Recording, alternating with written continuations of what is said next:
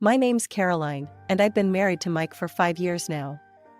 I work as a chef at a local restaurant, and I absolutely love it.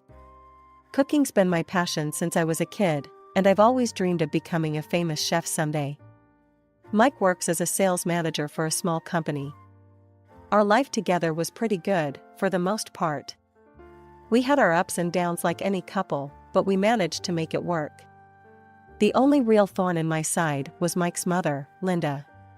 She's a social worker, specializing in child safety assessments for the local administration. And let me tell you, she's a piece of work. From day one, Linda made it clear she didn't like me. Nothing I did was ever good enough for her. She'd always find something to criticize, whether it was my cooking, my appearance, or just the way I breathed. It was exhausting. The worst part was that Mike never stood up for me. He'd just sit there, silent, while his mother tore me apart. One day, I decided to confront Mike about his relationship with his mother. We were sitting in our living room after dinner, the TV droning on in the background. "Mike," I started, trying to keep my voice calm, "don't you think your mom's a bit harsh sometimes?" Mike's face hardened. "Look, Caroline, you don't understand. Mom's always been like this. She raised me and my brother on her own after Dad left. She had to be tough. But..." He cut me off. "She used to tell us that if we misbehaved, she'd give us away to other parents. It scared the hell out of us, but it worked. We learned to behave." I stared at him, shocked. That's terrible, Mike. You know that's not normal, right?" He shrugged. "It's just how things were. Mom did her best." I realized then that this was a battle I couldn't win. Mike was too deeply under his mother's influence. Years of manipulation and fear had left their mark. As if dealing with Linda wasn't bad enough, there was also the constant comparison to Sarah, my sister-in-law. Sarah was married to Mike's older brother, Tom. In Linda's eyes, Sarah could do no wrong. She was the perfect daughter-in-law, smart, talented, beautiful, and well-mannered. Everything I apparently wasn't. "Oh, Caroline," Linda would say during our family dinners, "did you hear about Sarah's latest achievement at work? She got another promotion. Isn't that wonderful?" I'd nod and smile, my jaw clenched so tight I thought my teeth might crack. "That's great, Sarah. Congratulations." Sarah would beam, basking in the praise. "Thank you, Caroline. It's not much, really." But the worst part of these dinners wasn't the comparisons. It was the constant badgering about children. Linda was obsessed with the idea of grandchildren, and she made it her mission to remind me of my duty at every opportunity. "So, Caroline," she'd start, her eyes narrowing, "when are you and Mike planning on starting a family? You're not getting any younger, you know." I'd take a deep breath, trying to keep my cool. "We're focusing on our careers right now, Linda. Children will come when we're ready." Linda would scoff. "Career? Cooking isn't a career, dear. It's a hobby. A real woman knows her place is in the home, raising children." I'd feel my blood boil, but I'd bite my tongue. Getting into an argument wouldn't change anything. Mike, as usual, would stay silent, pushing food around his plate. Interestingly, Linda never bothered Sarah about having children. I found out why one day when Mike let it slip that Tom was infertile. It was a family secret, one that Linda guarded fiercely. She'd rather have no grandchildren than admit her precious firstborn had any flaws. Over time, Linda tightened her grip on her sons, insisting they help her with everything. And of course, that expectation extended to the daughters-in-law as well. Tom and Sarah lived nearby, so it was easier for them to cater to Linda's whims. But Mike and I lived further away and both worked late hours. We couldn't visit as often as Linda wanted, and boy, did she let us know how unhappy she was about it. "I might as well be dead for all you two care," she'd say dramatically over the phone. My own son and his wife, too busy to visit their poor, widowed mother. I'd roll my eyes, mouthing the words along with her. I'd heard this speech so many times I could recite it in my sleep. "We're sorry, Linda," I'd say, not feeling sorry at all. "We'll try to visit more often." But it was never enough. In Linda's world, we should be at her beck and call 24/7. And of course, it was all my fault. I was the one bossing Mike around and keeping him from his familial duties. As the months went by, I threw myself into my work even more.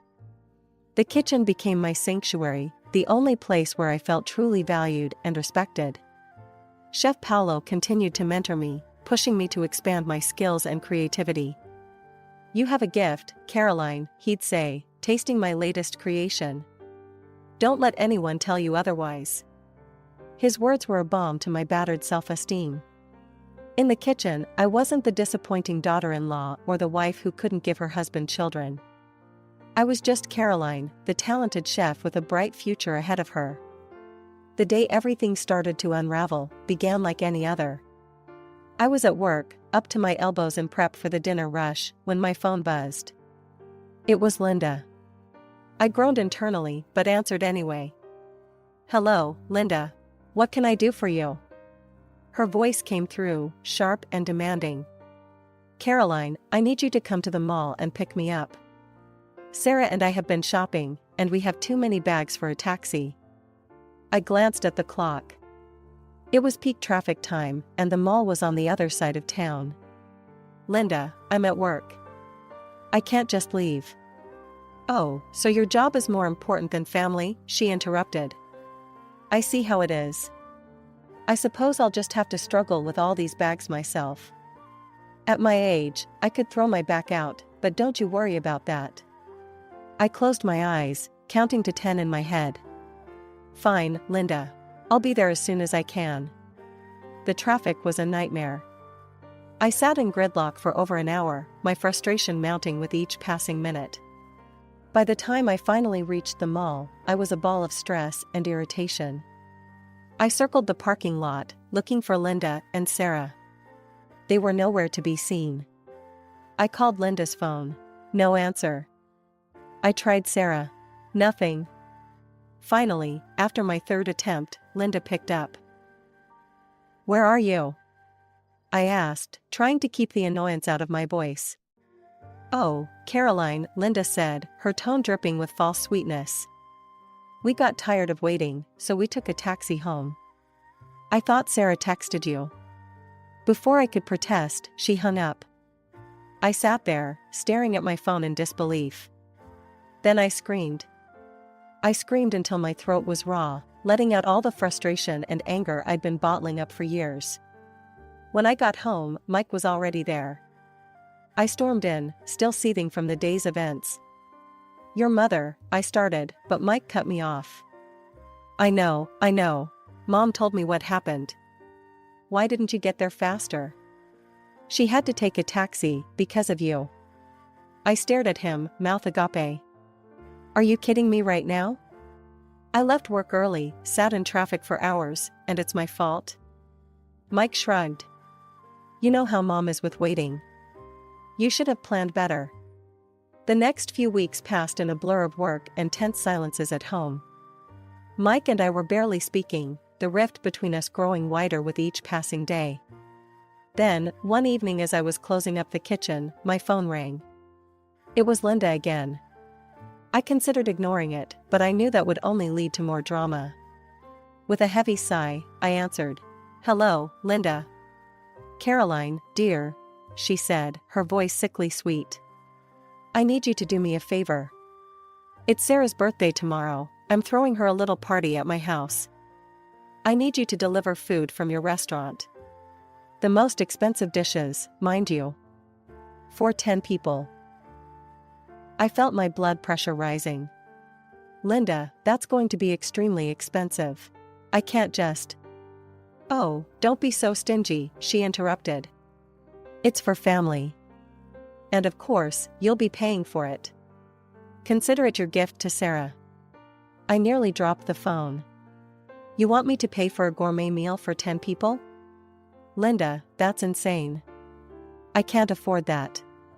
She sked disapprovingly. Well, if you're going to be difficult about it, I suppose you could always cook the meal yourself and bring it over. That's what a real chef would do, isn't it? I closed my eyes, counting to 10 in my head. Linda, I work full-time. I don't have the energy to cook a gourmet meal for 10 people after a full shift. I see, she said, her voice cold. Well, I'll let Mike know how little you care about his family. Goodbye, Caroline. The line went dead. I stood there, phone in hand, feeling a mixture of rage and disbelief. When I got home, Mike was waiting for me, his face like a thundercloud. Mom called, he said without preamble.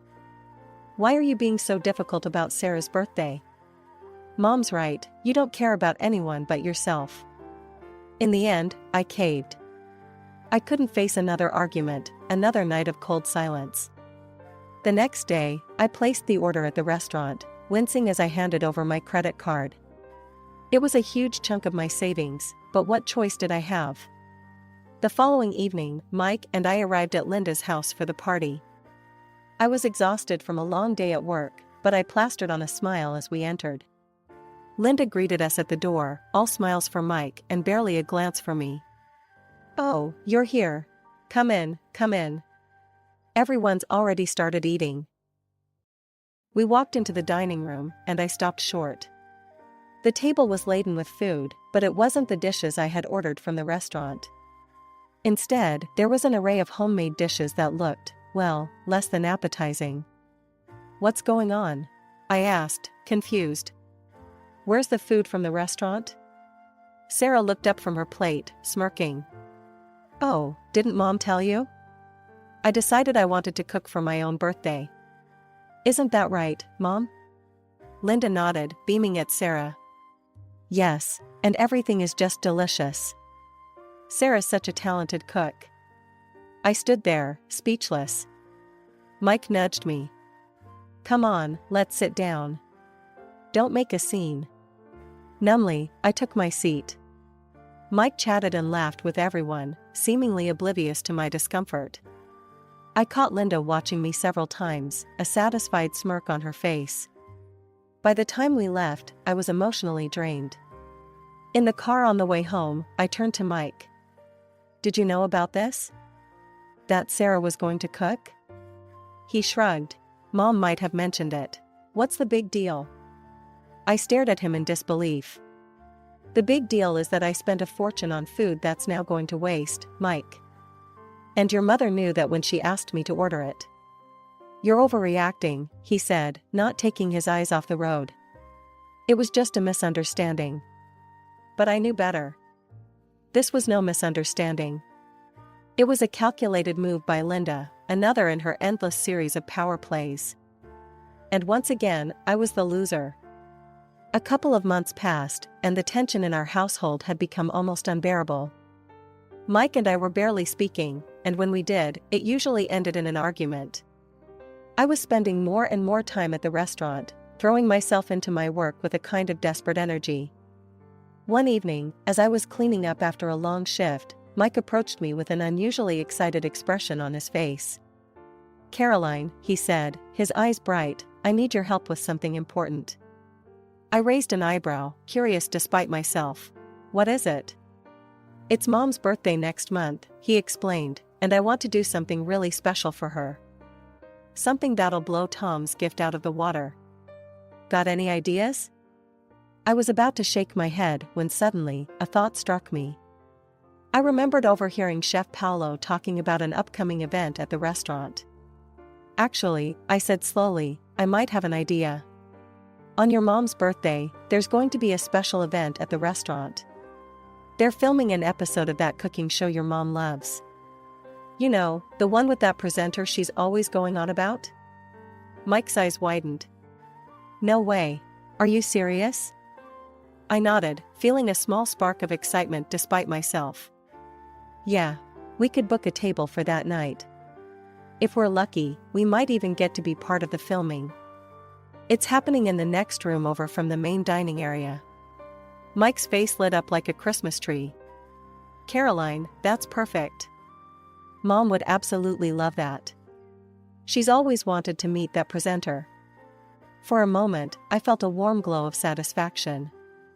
It was nice to see Mike so happy, and for once, to be the source of that happiness. We should keep it a surprise, I suggested, getting caught up in the moment. Can you imagine her face when she realizes where she is and what's happening? Mike nodded enthusiastically. Absolutely. We'll keep it completely under wraps. She won't suspect a thing. We spent the next hour planning out the details. I would book the table and arrange everything at the restaurant. Mike would handle getting Linda there without spoiling the surprise. The next day, I spoke to Chef Paolo about booking the table and explained the situation. He was more than happy to help, even offering to put us at one of the best tables in the house. The day of Linda's birthday arrived, and I woke up feeling a mixture of excitement and nervousness. As I was getting ready, Mike approached me with an odd expression on his face. "Hey, I think I'll go pick up Mom myself," he said, not quite meeting my eyes. "Why don't you head to the restaurant on your own?" "I'll meet you there with Mom." I frowned, a little taken aback. "Oh, okay. What time should I arrive?" "Just stick to the reservation time," Mike said quickly. "I'll handle everything else." I noticed Mike leaving much earlier than necessary, but I brushed it off. Maybe he had some last-minute preparations to take care of. When I arrived at the restaurant at the appointed time, my heart sank. Through the window, I could see that the dining room was already full. Our family and several guests were seated at the largest table, laughing and talking animatedly. They looked like they'd been there for quite some time. I entered, my steps faltering as I approached the table. My usual place next to Mike was occupied by one of Linda's friends. I stood there, feeling like a ghost at my own party. "Hello, everyone," I said, trying to keep my voice steady. They barely glanced at me, continuing their conversations as if I weren't there. The only one who acknowledged me was Linda, who gave me a smug smile before turning back to her guests. I turned to Mike, confusion and hurt swirling inside me. "What's going on?" "I thought we were surprising your mother together." Mike finally looked at me, his expression a mixture of guilt and defiance. "Caroline, we're tired of all the drama. Mom's birthday should be a happy occasion, without any arguments or tension. We thought it would be better this way." I felt like I'd been slapped. "Better? You mean, better without me?" Before Mike could respond, Linda chimed in, her voice dripping with false sweetness. "Oh, Caroline, dear. Didn't Mike tell you? We decided to have a little family gathering. Just the people who really matter." I felt my face burning with humiliation. That's when I noticed the camera crew in the corner, filming the whole scene. Linda, oblivious to their presence, continued her tirade. "You know, it's probably for the best that you haven't given Mike any children," she said loudly. "A barren, useless woman like you shouldn't be a mother. If you ever do manage to have a child, I'll make sure it's taken away and given to Sarah. She'd be a much better mother." Sarah, Mike's sister-in-law, giggled as Linda patted her head approvingly. Linda was on a roll now, playing to her audience. "You should see some of the cases I deal with at work. Women like Caroline, thinking they can have it all, a career and a family. Huh. I take their children away and give them to real families, families with proper values." The guests nodded and murmured in agreement, shooting me mocking looks. I stood there, frozen, as Linda continued to spew her venom. I felt a deep sense of shame, not for myself, but for this woman who could be so cruel, so callous. "I'm not hungry," I said quietly, my voice barely above a whisper. "Enjoy your dinner." As I turned to leave, I heard Linda's laughter, followed by the laughter of her guests. The sound followed me out of the restaurant, echoing in my ears like a twisted symphony. I arrived home, my mind still reeling from the events at the restaurant. Without thinking, I started pulling clothes from the closet, stuffing them haphazardly into a suitcase. I couldn't stay here anymore, not after what had just happened. As I was frantically packing, my phone rang. It was James, the restaurant administrator. I almost didn't answer, but something in me made me pick up. "Caroline," James's voice was urgent. You need to check the social media page for that cooking show that was filming at the restaurant today. Now. Curiosity overcame my desire to flee. I opened my laptop and found the page. What I saw made my jaw drop. There, front and center, was a video of Linda. But it wasn't the polished, put-together Linda she usually presented to the world. This was Linda in all her ugly glory, spewing venom about me, about how she abused her position to take children from their mothers. The video had hundreds of thousands of views already, and the comments section was on fire. She should be fired immediately. How can someone so cruel work with children? Poor Caroline, having to deal with such a monster of a mother-in-law. Before I knew what I was doing, I was in my car, driving back to the restaurant. I burst through the doors, my heart pounding. Linda was still there, chatting animatedly with the show's presenter. When she saw me, her face twisted with annoyance. "Why are you back?" she hissed. "Haven't you embarrassed yourself enough for one night?" Without a word, I thrust my phone in front of her face, the damning video playing on the screen. Linda's face drained of color as she watched herself, her own words, condemning her. What is this?" she sputtered. Then, turning to the presenter, she shrieked. "You! Take this down immediately. I'll sue you for everything you've got." The presenter just laughed. "I could take it down, sure. But it's already been shared thousands of times. You're viral, Linda. Congratulations on your newfound fame." Linda's face contorted with rage. She began grabbing plates off the table, hurling them to the floor. "I'll ruin you," she screamed. "I'll ruin all of you." "Oh, I wouldn't do that if I were you," the presenter said calmly. "We're still live, you see. Your little tantrum is being broadcast to the whole country right now." Linda froze, her face a mask of horror. The other guests at the table sat in stunned silence, looking as if they wanted the ground to open up and swallow them. James appeared at my side, his face grim. "I'm going to have to ask you all to leave," he said firmly. "Now. Or I'll be forced to call the police." As Linda and her entourage disappeared into the night, the presenter turned to me, a sympathetic smile on his face. "Caroline, isn't it?" he said. "Would you mind if we had a quick chat on camera? I think our viewers would love to hear your side of the story." I hesitated for a moment, then nodded. As the camera turned to me, I took a deep breath. This was my chance to tell my truth, to reclaim my narrative. The aftermath of Linda's public meltdown was swift and merciless. Within days, she was fired from her job in disgrace, her years of manipulating the system finally catching up with her. The influential position she'd wielded like a weapon was gone, along with the respect she'd commanded in society. As for me, I wasted no time. The very next day, I filed for divorce.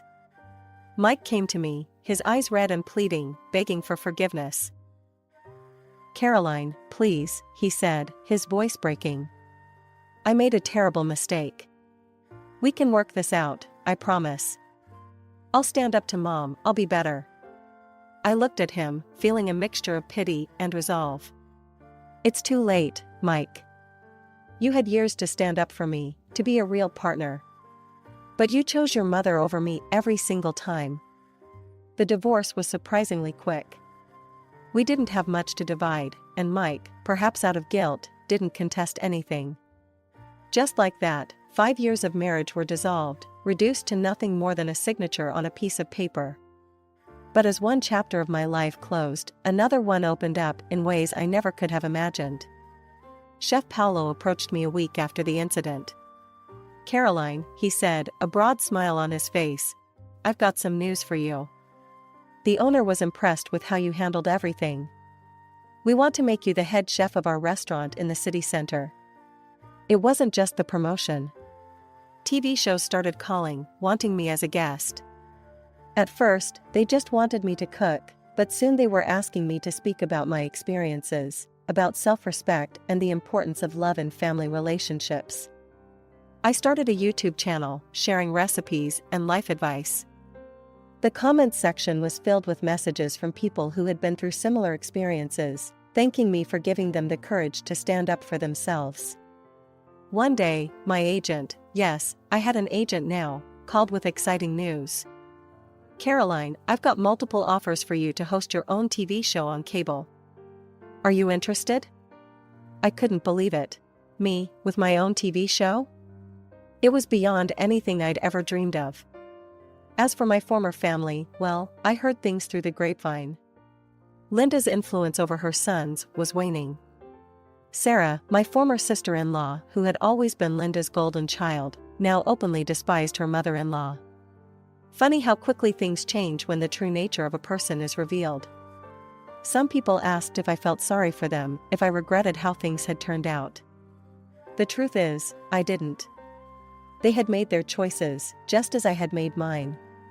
The difference was, I could look myself in the mirror each morning and be proud of the person I saw.